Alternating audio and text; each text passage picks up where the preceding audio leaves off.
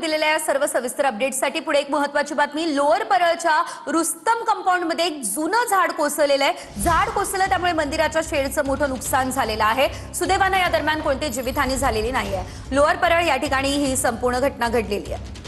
या संदर्भात अधिकचे अपडेट आमचे प्रतिनिधी कृष्णा सोनारवाडकर यांच्याकडून घेऊयात। कृष्णा, आपण पाहतोय हे जुनं झाड या ठिकाणी कोसळलं, नेमकं काय घडलंय?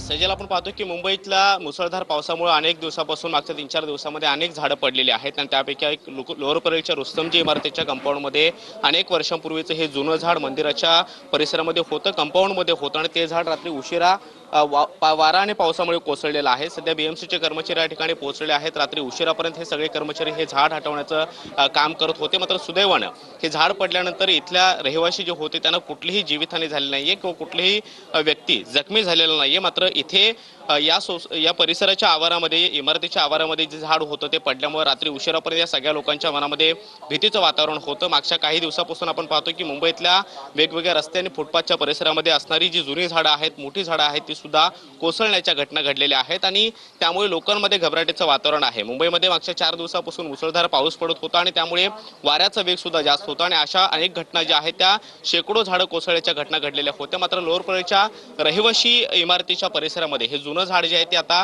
कोसळल्यानंतर मंदिराचा शेड जो होता त्या शेडचं सुद्धा मोठ्या प्रमाणामध्ये नुकसान झालेलं आहे।